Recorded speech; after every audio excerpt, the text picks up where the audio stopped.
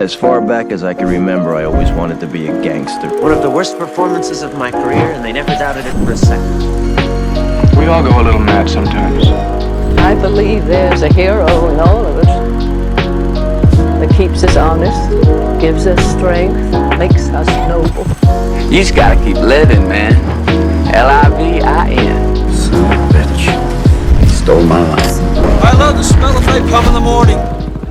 Oppenheimer might be the favorite to win Best Picture, but let's not sit here and act like there is no chance at an upset. Welcome back to the Shot by Shot podcast, and today we're going to be discussing the film which, I don't know about everyone else, but I personally believe is the film with the best chance to upset Oppenheimer as an underdog Oscar winner, and that is Alexander Payne's long-awaited return to cinema with The Holdovers. I'm joined by my co-hosts, Oscar and Ryan. Unfortunately, Will can't be with us today, but we are going to be breaking down this film in details with some of its incredible characters and its just very deep, moving story, probably one of the real feel-good films of the year, and a film with, there's some Oscar films that are a little more divisive, a little more not for the general audiences, but I think this is absolutely an Oscar film that, general movie watchers who are not as into the awards and the artsier films can really get behind. Also turning into a modern Christmas classic, which has had a really good reception overall from both film buffs and more casual film fans alike.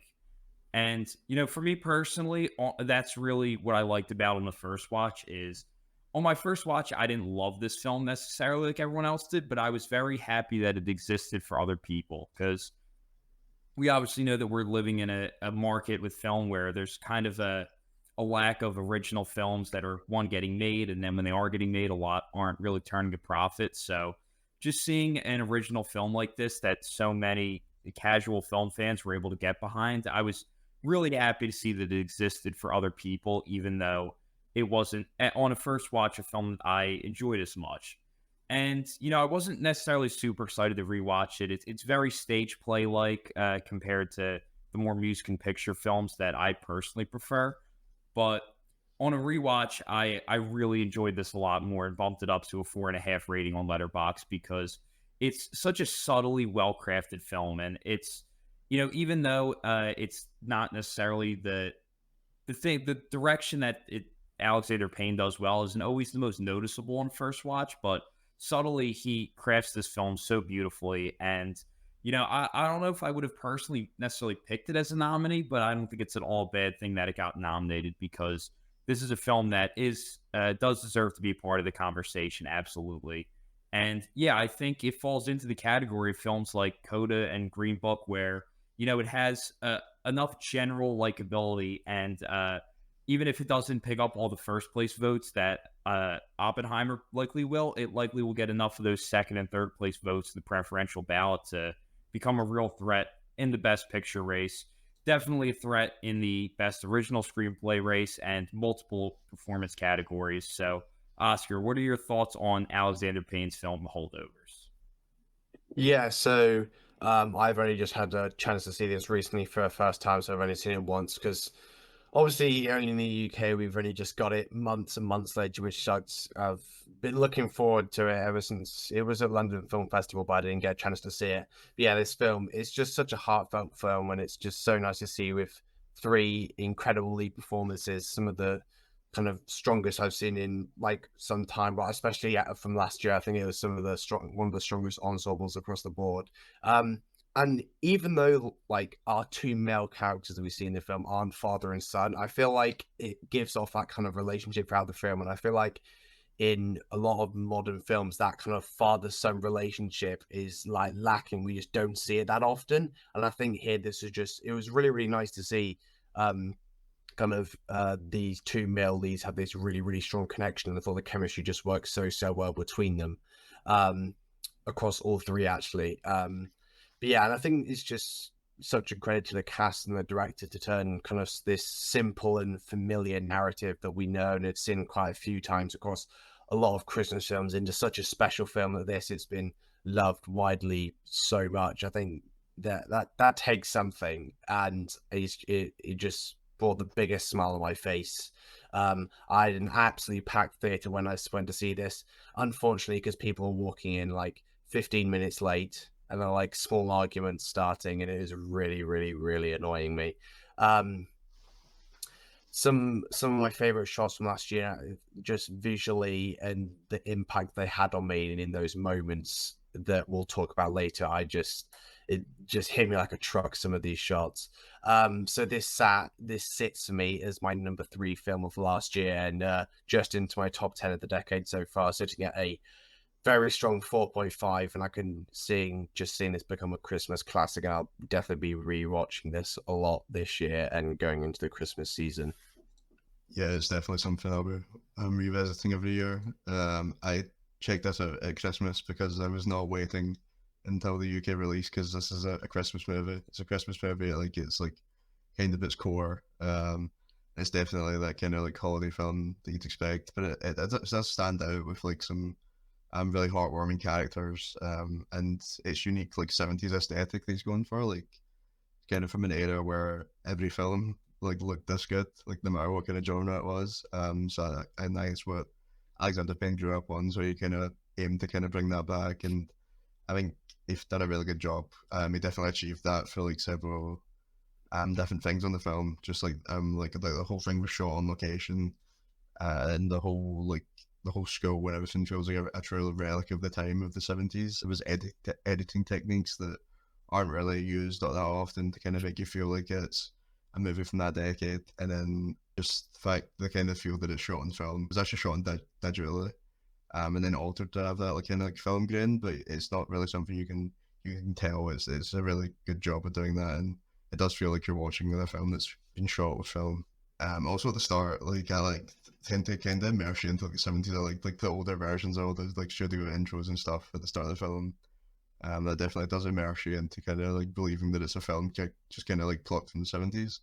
But it doesn't feel like a gimmick. It kind of does just feel like it's like straight from that decade. It definitely feels like a genuine like drama comedy that does follow some like familiar beats, like you were saying. Like it does feel like a big like feel good script that we have seen before, but it still manages to feel like pretty unique, I think. And so it was a really good narrative, great performances, having solid directions from Payne. So it's definitely one of my favorites of the year. I gave it a 4 on first watch, and then a 4.5 on my second watch.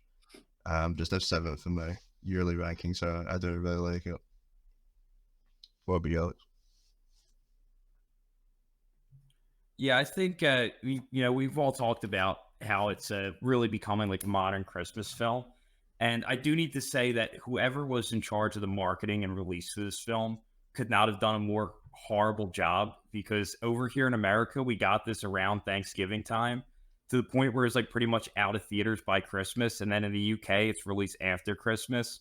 So like they literally released it in the 2 like seasons around the holiday that it's set in.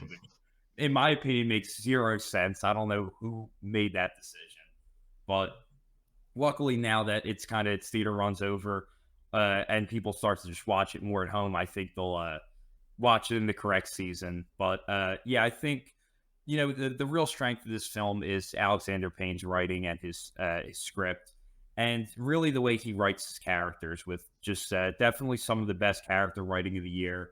Every character just feels so fleshed out and multi-dimensional, and I think the strength is the core theme of the film, which is this cluelessness to what others are going through. And I think this is such a relevant theme today because, especially with kind of the online digital age where everyone is constantly forming opinions about each other and opinions about things. And really we all as people just never really, even whether it's someone we see online or someone we know in real life, we never really know what each other's honestly going through. And Payne does such a great job of kind of just slowly revealing this and letting this unfold throughout the film, with characters who in the beginning, most of them, not all of them, but most of them are really not that likable in the beginning, especially Paul Giamatti's character. And as the film progresses, we learn more and more kind of why they are the way they are, and the characters are kind of peeled back more and more. And I just think that that's really what makes great character writing, is that they're not just simple one-note characters like good guy, bad guy. It's a lot more complex than that. And I really love that approach he took to his writing. And as for another theme, just kind of this sadness around Christmas, which is normally like a happy holiday season, we have these kind of three characters who are stranded alone on Christmas, which really has like this more like a sadness to it, which I thought was an interesting kind of reversal to what we normally think of with the holiday.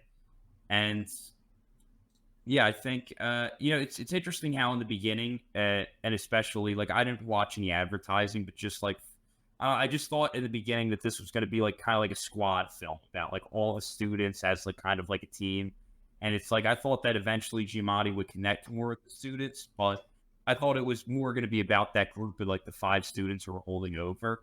And it was interesting how then there's a big switch in the film where now it's the conflict's heightened for Angus, the main character, who is now isolated alone with him. And you have that shot, it's the two of them side by side, now totally equal, where, now they're forced.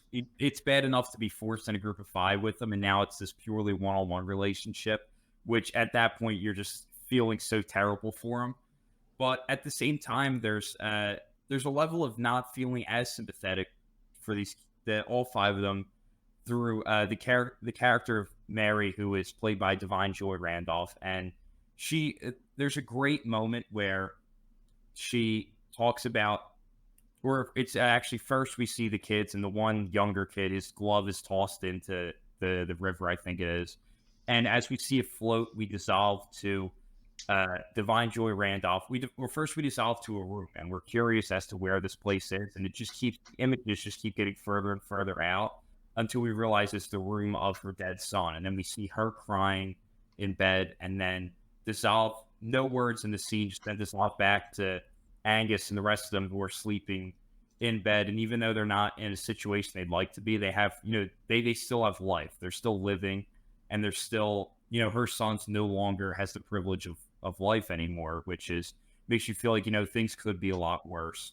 So he does a great job of kind of making you feel less sympathetic for them then, but then also kind of earning that sympathy back throughout the film, which is, I think, really good. Once again, I keep just using good character writing, but there really is so much of that. And, I guess I'll start with Paul Giamatti's character, who is like this super quirky dude. He speaks in like history references, and it's just such a distinct character that I think every single person who watches this film will agree that we each can't imagine anyone besides Paul Giamatti playing this character, because he just moves his face and his body in such an expressive way, and like it's like the slightest of movements, like, but they're like so sharp almost, like he just moves in such a distinct way, and he's constantly very expressive in different ways. And I just think that, I think he's going to take home the Oscar. I don't know who I would prefer between him and Cillian Murphy, but I do think Paul Giamatti is going to take it home. I think there's just so much momentum behind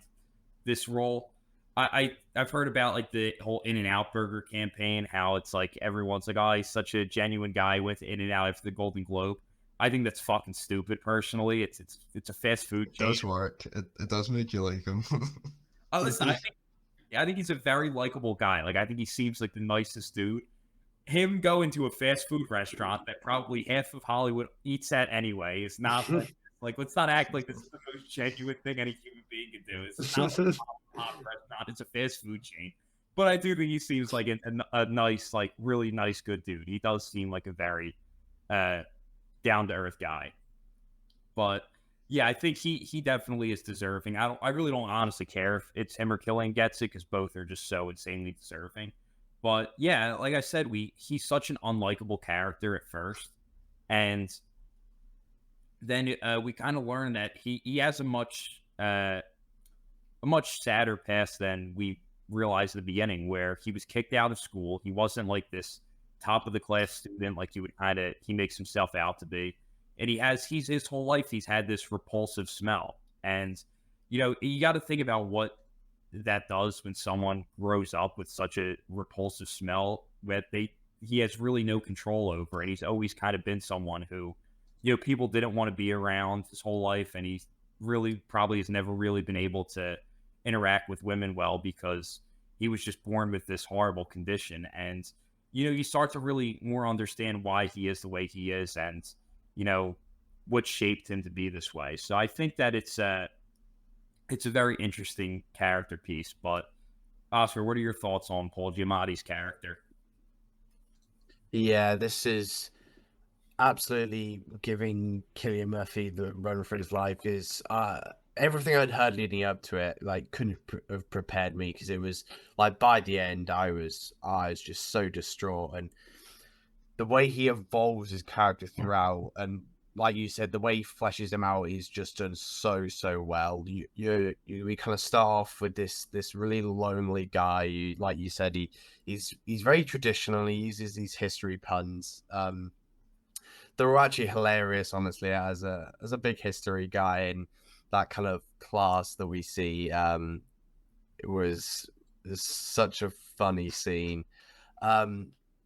But I just think, like, the idea of a whole of, like, boarding schools in general, like, there's been, like, people in parts of my family that have, like, been to boarding schools. I'm not going to go specifics, but like, I kind of, like, connected with the idea of that, and especially with Angus Tully, played by Dominic Sessa, who was unbelievable.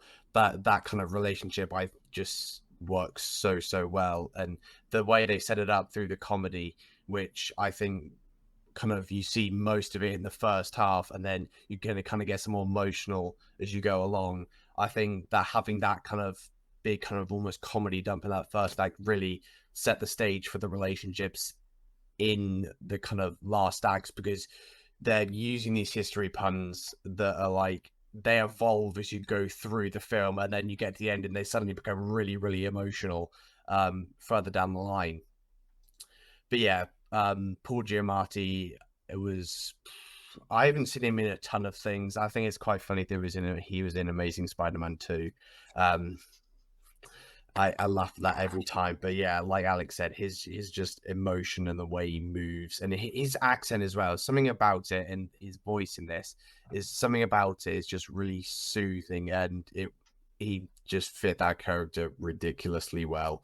And yeah, everybody knows a Paul in the sense of, like, that kind of grumpy teacher who kind of saw us lonely and drinking and things like that. I only just, like, clocked, like, a couple of months ago that it was even him in Tasm 2, because he's, like, completely unrecognizable in that. He's completely different in this as well, like, compared to what he's like in real life, because he's very much, like Mother said, like, just that really nice guy, but then he has to play like this really strict teacher in this. So it really goes to show how good of an actor is, because I think just the whole arc that he goes on in this film is, like, really good. At the start, we kind of introduced him, just all the teachers hate him, all the students hate him. So it's just everybody hates him, and then he's being punished. Well, the whole point he's asked to look over the Holdover kids is basically because of how strict a teacher he is. He held back one of the students. It was like the son of the donors for the school, and they stopped him from going to the university. So that's kind of like his punishment. So it's just instantly see, like, just how, like, everybody at the school just hates him, and I think it has, like, a good arc of just kind of, like, coming to realize, like, the themes of, like, understanding other people. Like Alex was saying, like, he has a really good arc of, like, so, like, just understanding, like, the other side of, like, Angus throughout the film. I think so. It's a really good side of his character. But yeah, he's so funny. Like you were saying, like, all the, like, he smell, like, all the fun. He's, like, funny to laugh at as well. Just like the smell, he's lazy eye. I seen that they kept changing, like, which eye it was, apparently. That, like, is laser, like, during the film, so, like, even Angus Tully couldn't, or Dominic Sessa couldn't tell, like, which eye he was supposed to be looking at. So yeah, he's just brilliant. It's a brilliant performance. I think he is up there with Cillian, because he like balances, like, emotional moments, like, dramatic, and then all the comedic moments as well. Like, he's so funny. There's so many one-liners from this film just from him alone, because he's kind of, like, blunt personality. But yeah, then Dominic Sessa as well. He's just a huge standout from this film. He's incredible pick from them, just randomly, like, picking someone with no acting experience. I know Alexander Payne almost didn't pick him because of how little experience he has, and Paul Giamatti had to kind of convince him to let him stay because he instantly realized how good he was. But it's an incredible pull from the casting director there just to like get this kid from the school that's just he's holding his own against like this Paul Giamatti who's like has decades and decades of experience with lots of films. So it's an insane like first debut for a film, but it's a phenomenal job from him, both of them. I think he kind of maybe was robbed for getting a supporting actor nomination, but I think Giamatti's definitely up there. And so yeah, Alex, what did you think about Dominic Sessa? Because I know he's kind of some people think he is like the best parts of the film. Some people think he isn't. What did you think about him? Yeah, I think it's incredible what he pulled off. Alexander Payne said he had not only, is a rookie to feature film acting, but had never even been in front of a camera. He had done like high school theater. He had never even done like a short film necessarily. And, acting in front of a camera is very different than acting on a stage. So I think what he pulled off is incredible. That, he's even getting any form of Oscar conversation is a huge win, and it's a tremendous accomplishment. On a rewatch, I kind of there's times you can see sort of the inexperience a little bit at times, but that's not a criticism. It's just to be expected because he's up there with some of these divine Joy Randolph and Paul Giamatti, like these two powerhouse actors, and he really gives an incredible performance considering how little experience he had. He's got a very bright future, and I'm sure a nomination is going to be in his future. And yeah, I think in terms of where he fits into kind of this not knowing what anyone's going through, it's kind of easy to look at him as a character and think like he doesn't have real problems in the beginning. And then you would kind of learn the backstory about his father, which really starts to make you feel for him throughout the film and is constantly unfolding. And when you watch, now to give some real praise to his performance, watching this film on a second time and seeing the subtle hints where he's thinking about his father's situation, never says it, building up to the moment where we then learn it. It's really like right in front of us the whole time, and we overlook it just like Paul Giamatti is. And starting with when he calls his father and Giamatti comes up and is like, I forget what happens, but right before the chase scene where he breaks his arm. And then, after the party where he says that his father's dead, and then the movie theater when he's leaving, and most of us have seen enough movies to know when he's leaving that theater, he's not going to the bathroom, he's going somewhere, and he's not coming back. So, and then just the real unfolding of that, where we see his father. Honestly, that actor gave a great performance too, where he just has like he sits down, he has like this odd angle to his head and talks in that super distinct voice, hello, and you just know that like something's a little off there. So I just thought they did such a great job unfolding that backstory to his character. And yeah, I think, like I said, Dominic Sessa does a great job of really hinting at it before and giving you things to notice on a rewatch. And also just the relationship between the two of them, him and Paul Giamatti. I think them as actors had great chemistry. And I like really how they build the relationship by, them each getting each other out of conflicts, where first you have Angus breaks his arm and Paul Giamatti's going to get in trouble, and then he lies to defend him. And then later with the whole pinball thing, then Paul Giamatti will later get him out of the conflict. And yeah, I think Oscar described it as like a father-son relationship, and I think that really does work so well, how this guy who he hates at first and is just so miserable to have to be around Paul Giamatti ends up becoming a lot like a father figure to him. And I think it's not only are these characters fleshed out characters and well acted characters, I think it's the relationship between the leading trio that really is the true strength. I don't know how this is a debut feature performance. I was just blown away. I think he's like, he has this just wit and charisma about his delivery, which I think is just so sharp. And then you move towards the end of the emotion just boils over, and you see a whole different side of him. But the transition he just pulls off so well. And a nod to the writing as well, because like you said, Alex, every single character was written to perfection in this. And then by the end, just when that interaction by the car at the end of the last scene is just one of the most emotionally powerful scenes in a while, and that's a nod to how those characters made me feel and their evolution throughout. Because yeah, just unbelievable. And I think for me, like I said, the ability for his like comedic side in the first half and the emotional in the latter just worked to perfection for me. That one liner where he's where Paul's telling them all off and he's like, I thought all the Nazis were in Argentina. That had me absolutely dying. So funny. Another like slight history joke as well, but some people it may not understand that. Yeah, it's just, and it's so good to see these kind of new and up and coming young actors that are getting these shots from directors like their big breaks like this. And this is just another one of those examples that it's just so good to see. And he seems like such a likable and chill guy as well. And it is like his character just as a whole is he's this smart young guy that we see right from the start. He's the smartest in his class by a mile, and he's just got this one parent who doesn't seem to love him that much, and this stepfather figure of his who have just cast him aside and put him in second place. But yeah, and Dominic Sessa just absolutely supports that performance to an unbelievable level. The thing, Joy Randolph was also incredible in this. She's kind of the best supporting actress, and I think it's fully deserved. She was kind of a lot of the main staples for kind of the emotional beats of the film for me, I think. Particularly kind of the constant absence of her like son, which you mostly just feel that throughout the whole film. Because obviously, just before we kind of joined the characters, he had just died in Vietnam, and I think just a lot of people call her performance maybe a bit overrated.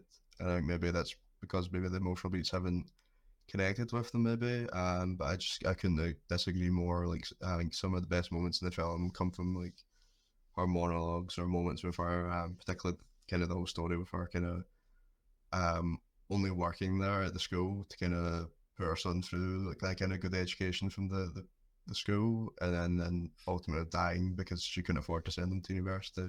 And that whole side of her story is like really emotional.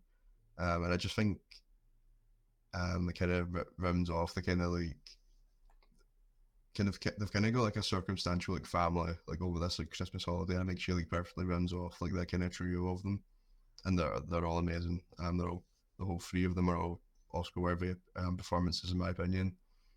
But yeah, that like whole core three that's just left in the school over Christmas, I think that's really when the movie starts getting going, and where I guess Paul and Mary all begin to kind of see like different sides of each other and become much closer.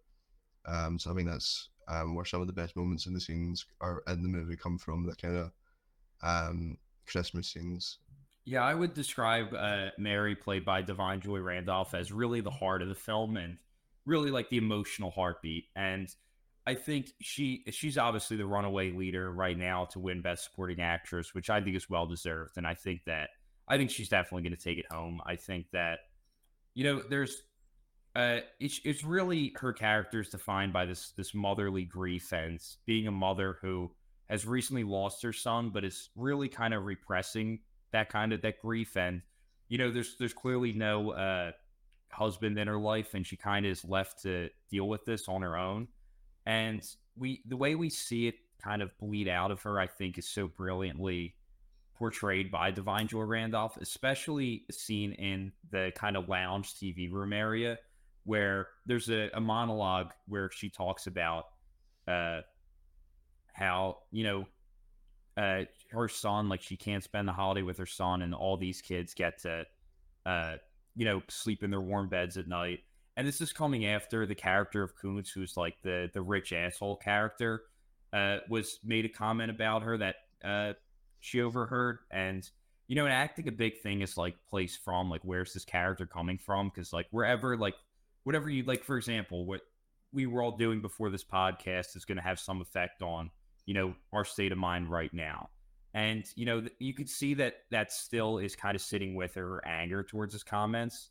And then it kind of bleeds through into this monologue where it's so subtle the way towards the end her voice just subtly starts to crack at the end, and we see like this almost like not cry, but like this like wanting to cry kind of bleed through from her. And then she kind of snaps back into character when she talks about like she calls them like the little assholes, and how Koontz is like the worst one of them. And she has like the way she just hits her cigarette, you can just kind of see the anger through it. So it goes from like more like calm and reserved to like this the voice crack of like the heartbreak, and then after that kind of the anger then comes through. And just the way in that monologue we see like these three stages of her emotion about this horrible tragedy is just so brilliantly portrayed by her. And I think that scene alone is just a showcase of why she's the front runner for this award. And, you know, in terms of connecting back that theme of not knowing what each other's going through, I mean, the Koontz scene pretty much is self-explanatory, how he's obviously super kind of ignorant towards what she's been through. And then also at the party, where there's that party in the middle of the film, and the one guy comes in, he's like, oh, like, can we get this music off here? And it's like right after she was telling the janitor about what that song means to her.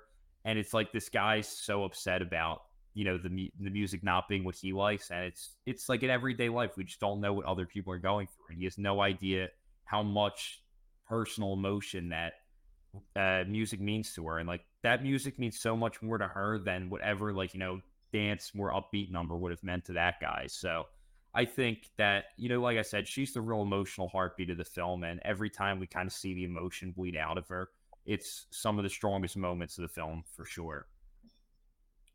But yeah, I think now I think we're going to start getting into the story and kind of go through it.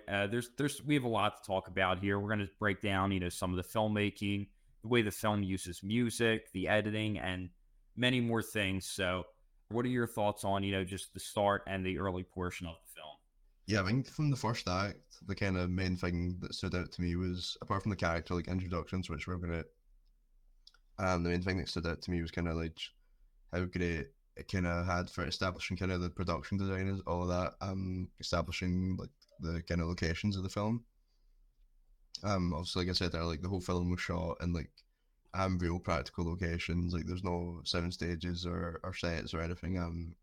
That kind of really does help put you into that kind of 70s aesthetic that Alexander Payne was going for, and it definitely feels appropriate for the time.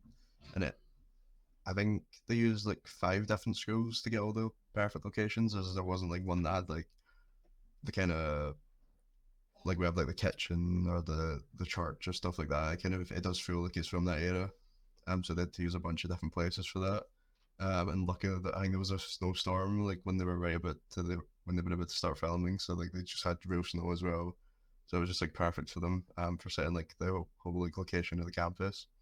Yeah, the start is just kind of like a bunch of establishing shots of the campus, and it really does quickly, like along with the soundtrack, kind of set the perfect vibe for the start of the film. I think the intro was like 8 minutes long, which is again something that you don't see often. But yeah, it just sets the film so well with that like kind of music setting the tone, and it's a great intro. Yeah, I think like I said in the beginning, I really kind of thought it was going to go in a different direction from what it did. I definitely thought we were going to have more of like a team film, and kind of like one of those films where like it's more like the students versus Paul Giamatti versus kind of would it then becoming this one-on-one more equal type of relationship.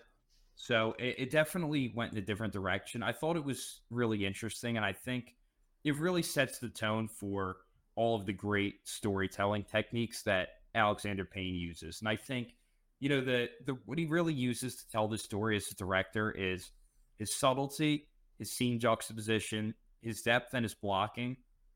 And then most importantly, the way he uses reaction shots, where, you know, like I said, this is a more stage play type of film. But one thing I really love that he does that I don't know if I realized how brilliant he uses this on a first watch, but on a second watch, I realized he does an incredible job with is he doesn't always show you the person talking. And what he'll do instead of the talking head thing is he'll instead show you different people reacting to the one talking. And, you know, we see this a lot, like, for example, that scene with Mary and Koontz in the cafeteria, where Paul Giamatti invites her to come sit with them. And there's just like this look of disgust on Kuntz's face. And you see Mary look at him and just the eye contact between them. And no words are said, just those looks and like subtle actions speak so much more than I think words would. And she just knows that, like, she doesn't want to sit with him because she knows that even though Paul Giamatti is like a nice guy, that some of the students are not the people that she would want to sit down and enjoy a meal with. And I think that there's just he does such a great job with reaction shots. And also he likes to have we don't hear the sound, we'll just be looking through a window. He does it at the end on New Year's, but also early with the when they're waiting to hear Paul Giamatti as he calls the parents for permission. And also that scene where, actually briefly, I'll just say that he does, in terms of his subtlety, there's I normally like films like kind of like, Paul Thomas Anderson, Martin Scorsese are guys who like to turn the volume up when they make a film. And I normally like high volume, very energetic films. And Alexander Payne is not that. He does the opposite. He turns the volume down. And there's the sound changes and the music changes are very subtle, but they change on story beats. And it's almost like an ambience effect of like, sometimes people put on like certain types of background noises like rain to help them sleep and stuff like that. And it's more like just the effect of like that you're not paying attention to the sound and music, but it'll have a different ambience effect. And I think we see that early on with when Paul Giamatti's handing out all the tests and he's just whistling. And like there's this pause, and then we see all terrible grades. And he's just like whistling, and you hear this joy in the whistle. Like he loves failing his students, which is pretty funny. And he also, like I said, just the subtlety in Alexander Payne's filmmaking, where every shot it's very rhythmic, the cutting, and the way the test scores enter the frame is the same for all of them, except for two people, for Kuntz and Angus. And for Kuntz, I think he got the lowest grade. I think he got a D or an F, but that one's upside down. That's inverted. And then we pan with Angus's test, which is the final one. And just that real subtle thing kind of subtly lets us know that he's a more important character and it's going to be a character that we're following because he's the only one that the camera moves for.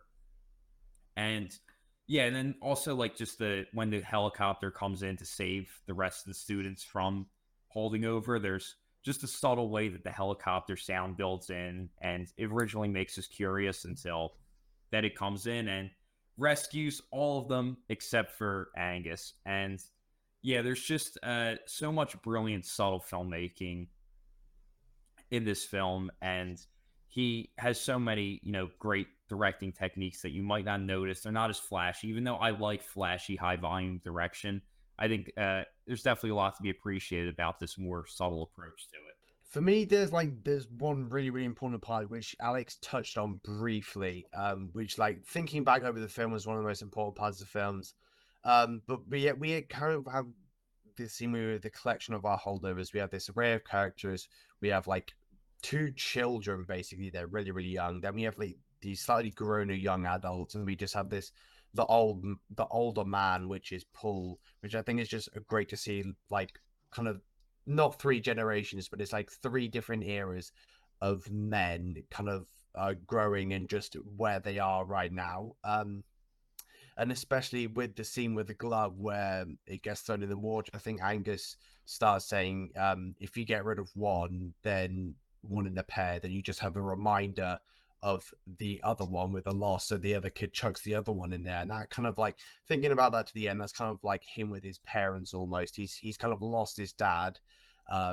But he hasn't lost his dad, but he says that he has, and he acts like he has, and then he just has his mum there just reminding him that his dad is in the place that he is. And I think those two kind of things work so well, kind of emotionally, and a bit of visual storytelling that I kind of realized by the end of it. But yeah, I think that kind of portion of the film, especially those two young kids, works really, really well to see that kind of emotional level and that level of maturity that kind of changes with age. I really like this scene, and like Alex said, I did that kind of switch where the helicopter comes out. I did not expect that. I thought we were going to spend the whole film with that set of characters, which was a nice surprise, honestly, with that switch. And after that, we kind of move into like sixth gear, and it takes on this whole different emotional and really, really personal level. Yeah, I just kind of made that connection with the glove, where it was like when he stole it, it'd say like it stings even more, and you only have one. Like kind of like foreshadows towards what happens with Angus, because it was like it would have been, it was still horrible, but it would have been like okay with everybody else, but it stings even more there that he's been like left on his own. After everybody leaves to go on the skiing trip. So yeah, it's a really good like kind of like almost foreshadowing for the rest of the film. But yeah, I really liked, like I said, like once they leave and it's just those like that like core three of him, Paul, and Mary, getting at the school. I mean, that's when the movie kind of probably starts getting going, and we kind of see their relationships form with each other, and it's kind of a lot of this is just Angus kind of playing with Paul and annoying him. Like when they have the chase around the school, he's doing cartwheels. I really love that scene, and then Angus leaps over the gym equipment and like dislocates his shoulder, and that kind of leads to like the pivotal moment at the hospital where he has to like lie to kind of almost saves Paul's job. So there's a lot of great moments in this section where they're kind of coming closer together. That completely took me by left field with the arm. I had like no idea about that, and just the shots of him in the car with his arm up. Yeah, like that's that. so good. With like the arm in the forefront and him just in the back looking really, really small, the arm really, really big. And then like the scenes where you see what's wrong with his arm that was really, really well done, and I was cringing so hard. And real quick, I also love in that scene because they use this like a really wide lens, which kind of like everything. And he has like the hand like super close, so it feels even more like wide lenses. When you put something real close, it distorts. Like you see someone's face, it'll look real distorted. And just the way he puts the hand up close just even makes it look more distorted, which I think works brilliant. Yeah, it does the same thing when like Paul's reaction to him like jumping. It goes like right a bit close up right up to his face. His face. It's so funny. I know you probably didn't see Alex, but there's a trailer where it's kind of like a grindhouse trailer, and it's such a good. I think it was such a good trailer for the film because it does kind of again capture like kind of like 70s 80s aesthetic of the trailer. It's like the classic guy like narrating over it. So yeah, it was such, and that's like one of the big moments in the trailer. It was actually a pretty good trailer, I thought. But yes, that's one of the funniest moments in the film. Another highlight from this section is getting like the Christmas party that they're invited to, hosted by one of the other teachers of the school. And we find out that Paul kind of has a crush on her. So they go to this party on Christmas Eve, him, Angus, and Mary attend the party like we were talking about earlier, where I think this is probably one of my favourite like, kind of emotional scenes in the movie, where Mary like starts crying after she gets drunk. I'm listening to the music, and it's a real emotional breakdown over like son's death. I think this is probably Joy Randolph's like Oscar scene that like they'll like show when like all the nominations are shown up. Like it's like this scene. And there's also when Paul gets his heart his heart broken when he discovers that the other teacher has a boyfriend. There's a lot of good moments in this like Christmas Eve party. But then they leave the party after kind of Mary's too drunk, and Paul and Angus have an argument. We kind of see kind of this theme coming back up about Paul not understanding the kind of students, the other sides of their lives, as he still kind of has this like preconceived opinion of all the boys, where he kind of just thinks that he's a spoiled brat, and he really upsets Angus, and that's when Angus tells him that his dad's dead, even though we find out later that's not even true. That kind of ends off the kind of like Christmas section, because after that, Paul, to kind of make up to Angus, they decide to go on a field trip to Boston, but that kind of wraps up that like kind of middle part of the movie. Yeah, there's really a lot of good stuff in this section. And yeah, you talked about that scene where he breaks his arm, and I love this. That's honestly one of my favorite moments of the film is when they pop his shoulder back in, and just that's honestly like probably Paul Giamatti's best comedic moment. I talked about like how they show the characters' reaction shots, and I think a sign of good direction is when you're able to make the audience anticipate things and kind of put ideas into the mind of the audience. So just the way he creates the anticipation of the pain of popping the shoulder back in. Because first, like we see it and like we see the motion of like the white cloths moving, And so we think it's going to be on camera, and then we cut to Paul Giamatti. And he just has like this smile, just enjoying it. And he's just like nodding, and then all of a sudden he's like, "Ooh!" It's hilarious, like how like happy he is to see a student in pain at first, and then we hear the sound, and it's just like it makes everyone cringe, even Paul Giamatti on screen. So I just think that's like one of the most like innocently hilarious moments.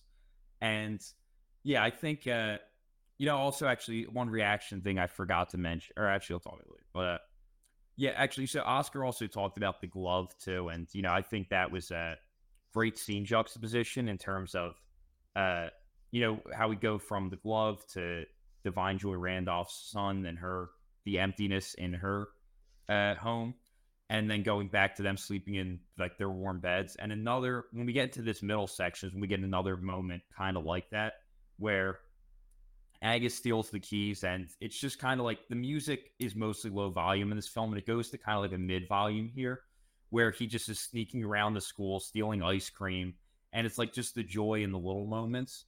And then he starts playing the piano, and then we dissolve to, it's like this beautiful match dissolve where like he's on one side of the frame, and then we dissolve to the image of her son, which is like right here.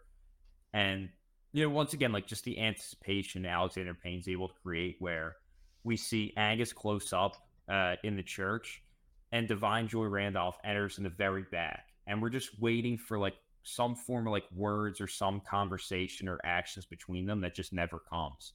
And the way he just creates that anticipation between them, I thought worked so well. And, just like the distance between them and the depth, because obviously later towards the end, we'll see that moment outside the principal's office where they kind of hold hands, and she's comforting him in this moment of uncertainty. And just kind of the evolution from that shot that we see there, where there's just great depth between them, I thought was a really great visual storytelling and making us kind of anticipate things that never come.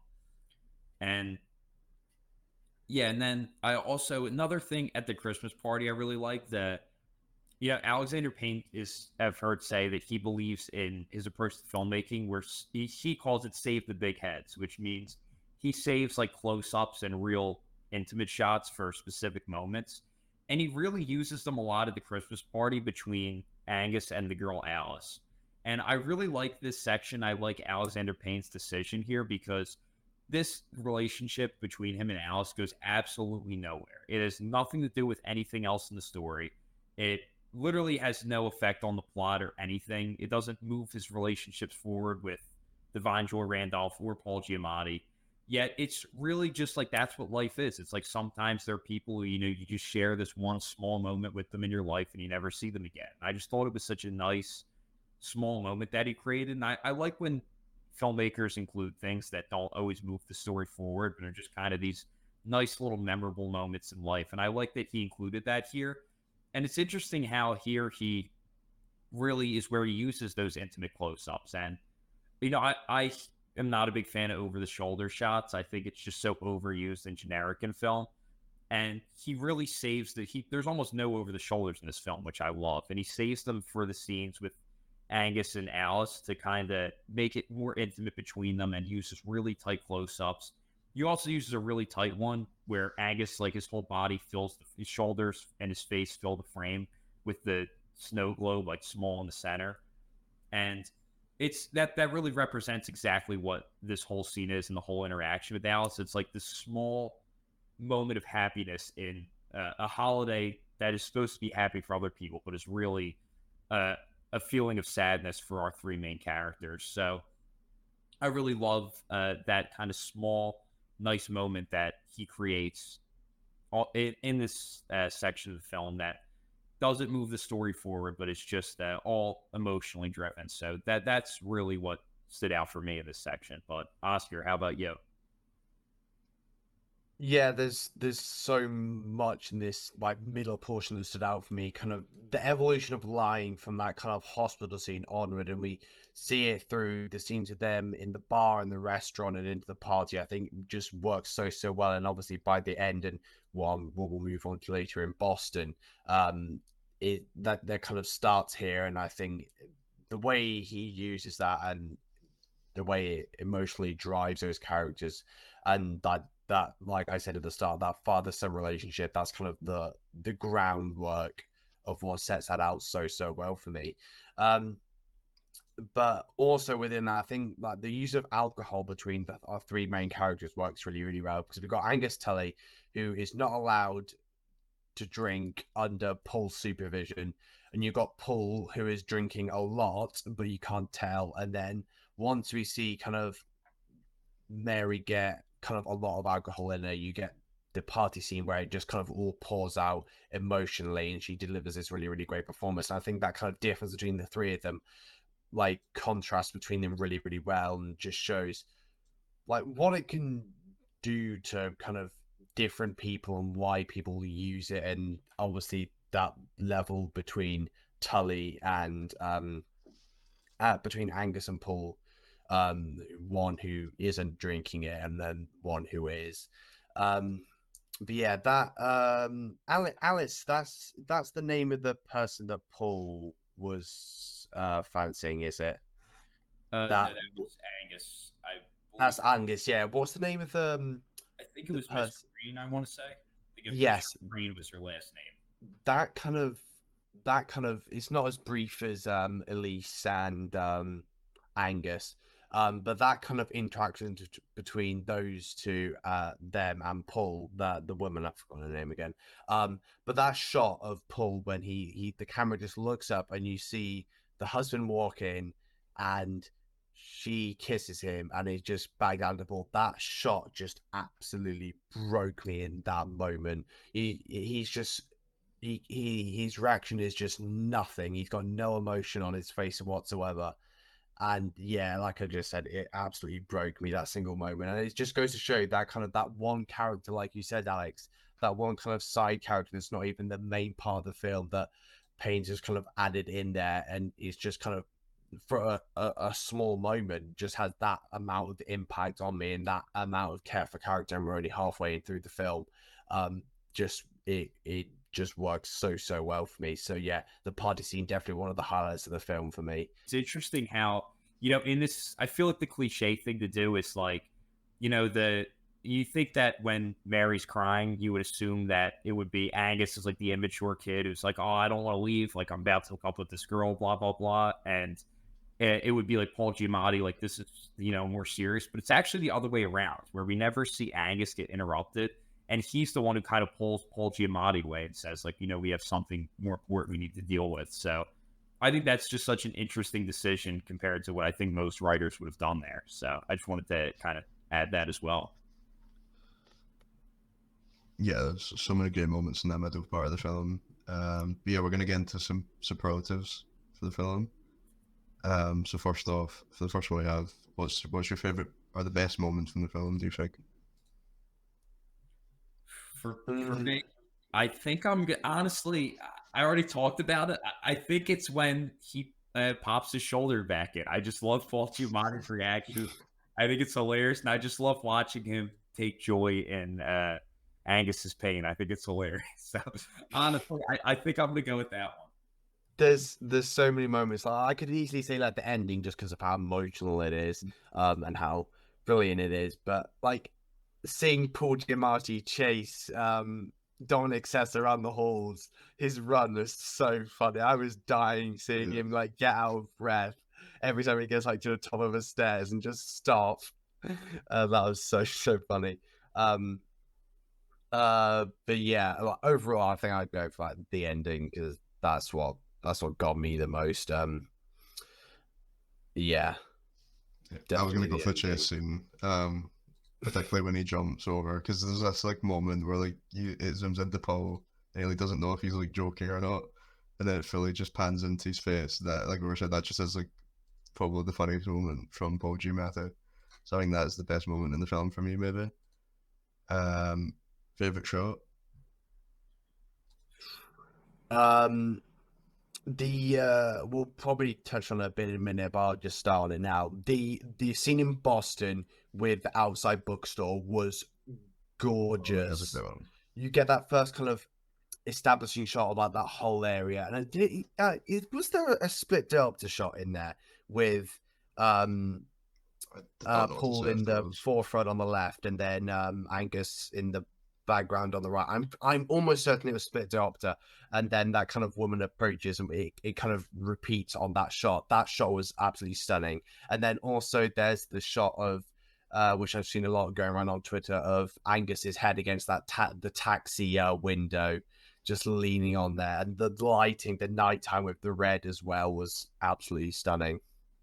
So yeah, those are, I can't pick, man. There's so many good shots in that film.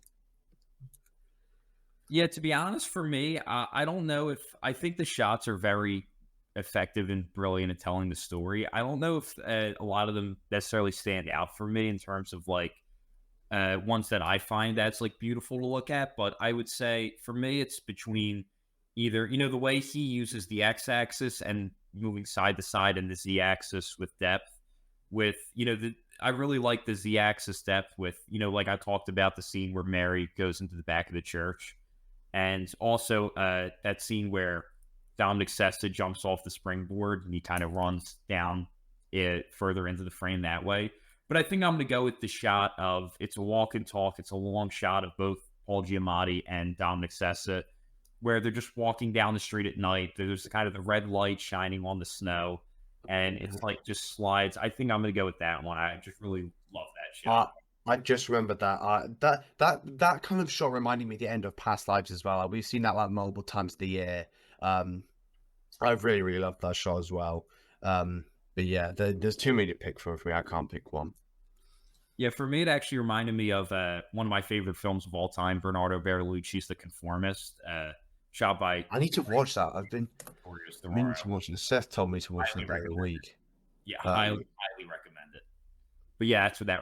There's a shot in that film that very much reminded me of this one reminded me of The Conformist. Yeah, I'm probably going to go for one of the ones that you mentioned, that it was like when Dominic Sessa kind of stays overnight in the church, and then Mary comes in, and there's kind of the shot of him at the front. I'm almost crying, and then Mary's right to the back. That's a great shot. I also like really, they were pretty basic, but I really like the kind of like establishing shots of the campus. There's that one to start where like the guys like scrape up all the snow. It's not really a particularly like beautiful shot or anything, but I just really like the kind of setting of the kind of like tone and stuff of the production design. So I really like that shot. So yeah, probably go for those. MVP of the movie. Real quick, I go to this snow globe shot as well. That's one where you see yeah, that was a good shot. MVP of the film. Paul You Giamatti. can't choose, man. Like Paul Giamatti was the best performance, but there's just they work with each other so well, and they complement each other. That I think just boosts the whole film up. But if I had to go one, I'd go for Paul Giamatti as well. Best performance for me. Yeah, I think there's a lot of different people you can give super high praise to. Like, obviously, Dominic Sessa does a great job. Like, Alexander Payne's script with his character writing, we've given a ton of praise to. And, like, obviously, you can make an argument there. And Joy Randolph, like, gives an incredible performance that I think is award-worthy. But if we're talking the MVP, you do need to factor that Paul Giamatti just carries the film more than she does and does have more screen time. So I just think that he's the most distinct character in the film, and like one of the most distinct characters you'll see in any film. He's so insanely memorable, and I personally just think like it's just easily Paul G. Even though there's plenty of other people who are standouts and deserve a ton of praise, I just can't imagine giving the MVP to anyone else. Yeah, the film would not be the same without him. I think you kind of have to go with him. Like, if this wins Best Picture, it's because of Paul Giamatti kind of dragging it along on his own. Well, not on his own, but everybody's great. But yeah, I don't think it'd be the same without him. Agreed. There's loads in this film, but what's your favorite line? Like I said, I thought the Nazis were in Argentina. Definitely, that cracked me up so much. To be honest, I can't think. I'm drawing a blank. There's not one I can really. I'm sure like I'm gonna rewatch the film and see one and be like, oh, I should have picked that. But off the top of my head, I don't have. What is it he calls the students again when he's like marking their papers at the start? Oh my god, what is it? Something history of Philistines. Yeah. It's just him like sort of judging them. I have one actually. He's like, it's when Angus's parents don't answer, and he's like, so I'm like stuck here by myself, and Paul Giamatti's like, how do you think I feel? I could have been reading mystery novels. that was hilarious. It's like, what, dude? The one at the end as well we'll get on to is when he's speaking to his boss, he's just your penis cancer in human form. That's not really up there. This isn't a line, but going back to it, I just remember that scene where they have like their Christmas dinner, and there's like that fake Christmas tree that he like restrokes really quickly, and he gives them both that same book.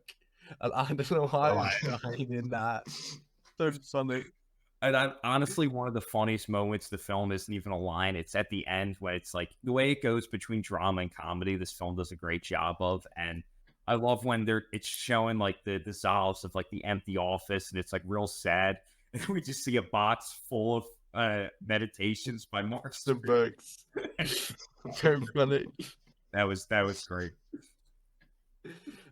Like, and going back to line, I can't remember which monologue it was, but it's by Paul when he's like going on about like you're not your own father, I'm not, and you never will be. I think that's like one of the most emotionally impactful moments for a lot of people, honestly, and it just really, really works for me. This, like I was saying, the idea of the father and son. Yeah, man, what a film! What a film! There's so many. It's one of the funniest films of the year. It's up there. Maybe second to Poor Things. And probably honestly, yeah, I might take American Fiction. That had me dying. That is really funny as well, actually. That's up there. As much as like stick as Saltburn gas, I thought Saltburn was hilarious in parts of it. For me, About My Father by from Sebastian Maniscalco is like just Italian American inside humor, a lot of it maybe, but that film I thought was one of the funniest, at least for me. I don't think there was something else. Dungeons and Dragons absolutely was hilarious. So funny. I'm trying to think. There's one other thing that I found hilarious. Can't get it off the top of my head. We had some like really, really good comedy films last year. They're like more than most years comedy wise, honestly, which I'm happy to see. What else is really funny? The Killer was funny. I still think comedy's a dead genre, personally. Like I think, to be fair, like you look at most of these films, and these films aren't comedy films. They're other films with comedy, really, really well worked comedy laced into them, and that's what comedies become now. Like pure comedy films, like you said, they're just dead.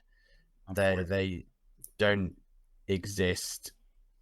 And they just don't work. They're a thing of the past, and I kind of hope to stay that way. Well, you said you hope it stays that way? I kind of hope it stays that way. Like, I mean, something like a Grown Ups or something like that. I just like nowadays. I don't know. I'd like to see. I think it'd be pretty stupid, but yeah, I like these non-comedy films that are hilarious in that sense. I think because I think it's just woven better into the film and doesn't allow for just rubbish comedy like most 2000s comedies have, honestly. Yeah. And that's one of the things that kind of gets highlighted by like the Holdovers, because like if you look back to like the 70s or something, like comedies like looked this good back then, or even the 80s, like even just the stupid comedies still looked great compared to like today's standards. I mean, like anything now today, like comedies just has like a director that doesn't care, or it's just the lowest form of like filmmaking completely. Whereas back then, like they were still very well made films. So I think the Holdovers really highlights, or kind of goes back to that kind of like point in filmmaking where it was like, oh, looked great. So I really loved that part of it.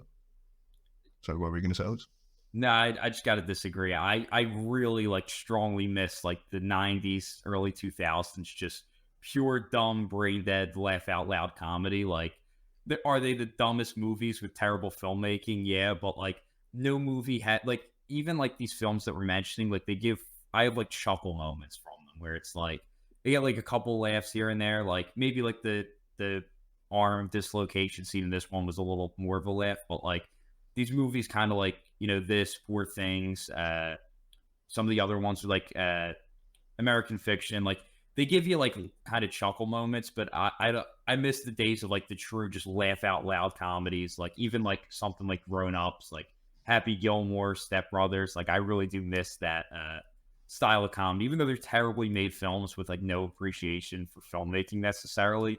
They're just absolutely hilarious, and I do miss those for sure. Yeah, I think for me, those like some of those ones I find really funny, but some of them just get really tiring and annoying. Like a Step Brothers, I like Step Brothers, but those kind of films, they get just a bit dead after a while. It feels like they're trying to do the same thing all over again with the comedy, and sometimes it's just too stupid for me to even find funny. But that's changed over time, definitely. I've not watched Grown Ups in ages. Love Grown Ups. Feel like I'll probably be really middle of the road on it. Grown Ups too, isn't it? Not to go on too much of a tangent, but I actually think streaming killed comedy, and I say that because I agree. I really, really do agree. Because real quick, I think it's such a big part of comedy is like the theater experience and like the energy of the room, like laughing with a bunch of people. And it's like you're not going to laugh as much when you're watching something on streaming by yourself. Hitman, for example, that's coming out this year that I've seen, unbelievable in a packed festival theater, and is coming out on streaming. I can't wait. My theater was clapping after zines. We were absolutely dying, and it's going on streaming. And Netflix have said recently, CEO, they just never will put their things in theaters, which absolutely sucks. Is awful because they're about the only company that is doing that. It's kind of stream wise. Apple do it, fantastic. The Disney Plus don't do it. Netflix do it very, very limited, which is even more painful, honestly, having it so limited sometimes. But yeah, the comedy is, like I was saying, there's just been killed off by really shitty streaming services that are just putting out these comedies that just aren't good at all, like Netflix garbage that they put out once a week. It's no good. That was a fun tangent, but let's get back to Holdovers. Tangent. So I do want to talk. So we've been breaking down like a lot of the really good story ways Alexander Payne tells this story, but I think one of the big ones, at least I personally haven't touched on much yet, is the way he uses depth and blocking. And I think this is like one of his big strengths where like I talked about how he doesn't really use over the shoulders. He uses more like just solo frontal shots. And I think there's so much great storytelling here. He references one of my favorite filmmakers, Michelangelo Antonioni. And if you ever see him do his Criterion Closet picks, he picks La Ventura from Antonioni, which is a film I highly recommend. It's a film people should definitely check out. One of the greatest shot films ever made, like top 10 cinematography all time, in my opinion. But yeah, he talks about how Antonioni believes that you should block actors as if it were a documentary where they'd realistically be, and then kind of place the camera around that in a way to heighten it. And, example of this would be when they're in the teacher's lounge, just the three of them in that middle section where, you have, what's his name? Paul Giamatti and Divine Joy Randolph towards the front, and then like up in the, top right corner of the frame, further back, but in the same shot, you have Dominic Sessa reading the book.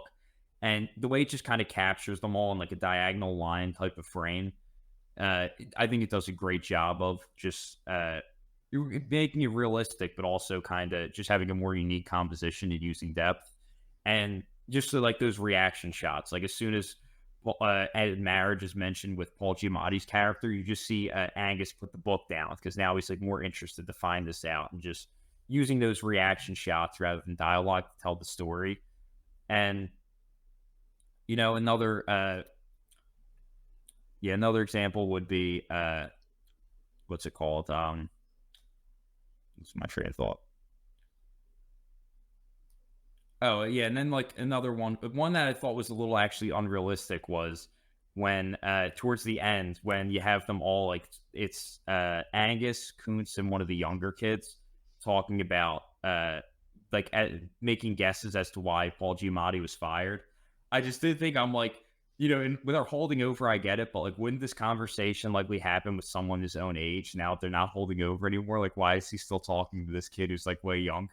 So I think that was really, but the way they have Dominic Sessa a little closser, just to heighten it, is like another subtle way to put more importance on one of the characters. But yeah, he uses extending the frame, not just, horizontally or vertically, but using depth to kind of make more unique and compositions that really tell the story and showcase what's going on in that moment. I think they do a great job of. But does anyone have any other thoughts on just the Boston section and the final kind of wrap up? Yeah, apart from obviously there's the big kind of emotional scenes in the Boston areas when he goes to see his dad, but apart from that, I really loved when they just went to the theatre, like you were saying, like it wasn't necessarily stuff that moves the narrative along. It was just like good moments in the film. I really liked when they were like sat in I think it's a Western they're watching, and Paul starts talking about like the historical accuracy of it, and the guy tells him to shut up. He just turns and says "fuck off." Yeah, I forgot to say that for the lines. That's one of the best lines of the movie. And then Angus kind of like sneaks off to go and see his dad after that. But yeah, I really loved just them kind of exploring Boston and all that. I really like those moments. And this kind of the side of the film where they kind of start to learn a lot about each other. Like Angus's home life. Like after he meets his dad, Paul kind of finds out that he's not got that perfect like home life, that he kind of just assumes all these kids at the school do, and he kind of starts to learn that he's kind of judging them wrong, and then he also is judging his teacher all wrong because he doesn't have this like perfect academic background that he just assumed they would have. Obviously he kicked out of Harvard and then just kind of somehow made his way up through the school. So yeah, they just kind of, their connection kind of just grows more and more throughout the Boston sections. And I think that's some of the best moments in the film. So yeah, I really loved that section of the film. What about yours, Graham? Yeah, I agree. And the scene that complements it really well for me is the scene where they get approached by that couple and Paul lies to them and Angus starts helping him out. We kind of see that evolution of the lying and the connection they're having kind of all come full force here. And then as soon as they do that, they're going, I think he goes and gets some alcohol or something. But yeah, that scene was really, really, really good. Just the emotional culmination of what's been building up, and then you go and get these sequences, and it's not just like one emotional payoff. There's like there's not loads. There's a number of them that just work so well. And then, I kind of, I not that we don't. It's not I don't like seeing it, but I like that like Boston is left to kind of Paul and Angus in this, because like I said, we really get that connection come full force that has been building up the entire film. And Mary's kind of been kind of left in her sister's, is she her sister's? Yeah, her sister's house. And but that really was one of the best moments in the film, I think, particularly when she's in the room and she's filling the drawer with the baby clothes from her son. It's like such a touching moment of it kind of completing her whole arc of the film about kind of overcoming the grief of her son. It's her kind of leaving I think it's her son's baby clothes she's putting in the drawer for her nephew, her niece. And she'd also said earlier in the film that she didn't want to leave the school after her son's death because it was kind of like, I think it was betraying him, she said, it felt like that if she would like leave him on their first Christmas. But it was kind of this really nice moment where she was starting to kind of process his death and kind of begin to move on. So I think that was definitely one of the best moments in the film. And then we also get at the end that she's going to call, her sister's going to call if it's a boy, I don't remember her son's name, but she's going to name her middle name after her son. So yeah, it was kind of a nice end of the arc of like her grieving over her son, I thought. then we kind of all see them come together in that restaurant scene, which is also absolutely hilarious because kind of linking back to the alcohol thing I was using earlier, because he can't order it because he's not old enough. And then they kind of play on that and use it as a joke rather than kind of in the serious way that they were using it before, which was and then leads to that scene where they just can't put it out when they try and make a homemade one on the car, which is really, really good. And yeah, that kind of balance in the Boston scene between that kind of comedy towards the end of the sequence and then the drama kind of beforehand, I thought worked really, really, really well. But yeah, that whole Boston sequence is just brilliant emotional writing, and I absolutely loved it. Yeah, I think both of you pretty much covered everything in terms of that final chapter of the film. I think also, Ryan, you reminded, talking about the movie theater, you reminded me of the bowling alley scene where Paul Giamatti, I forget what he says, but he says something like really intellectual to the two guys, and then you just see him At the Santa guy. Oh yeah. Up, and then they're just like looking at him like, what? Just the looks are just hilarious. Oh yeah, he doesn't miss his suit isn't historically accurate or something like that. Yeah, and that's what it was. It's something about like Saint Nick, the truth of Saint Nick. Just looking at it. that was hilarious. It was cool how the bowling balls were like really small as well. Like they were like Yeah. in the 70s. Oh, I Very good. yeah, you're right. What a film. But yeah, that was one of the great comedic moments. And then I like how it all just kind of comes together outside the principal's office, where, you know, once again, it's not about the dialogue in this as much as just the stares between them and the silence between the three characters who now have gotten very close together. And yeah, I just think, and then he did that moment where he says like, it's this eye, like that final kind of moment to kind of wrap everything up. I thought, you know, just a really emotional, heartfelt ending. You know, a lot of people are describing this film as warm, and, you know, a lot of that's from the character relationships. The Oscars loves unlikely friendships, and this film certainly does a great job with that. So, yeah, I think overall just a very good ending to the film, which leaves you with a lot of uncertainty. I've seen that Alexander Payne actually hates that people think it's like a warm film that makes you feel good. Like he was almost like... I can understand that. The ending is kind of rough, and then it's not like... I don't know what he was going for, if he wasn't going for that. So, the whole film as a whole. Well, actually, this actually brings up the last thing I wanted to talk about, which is the top three most important things in film. Number one, music. Number two, music. Number three, music. And I think why people find it so warm is a lot because of the music. It's these very, like, kind of acoustic sounds, like very peaceful music. And in the end, even though the end is a bittersweet ending, I think the music has a very warm feeling to it, even though it's a sad moment, which is why I think people left with that feeling.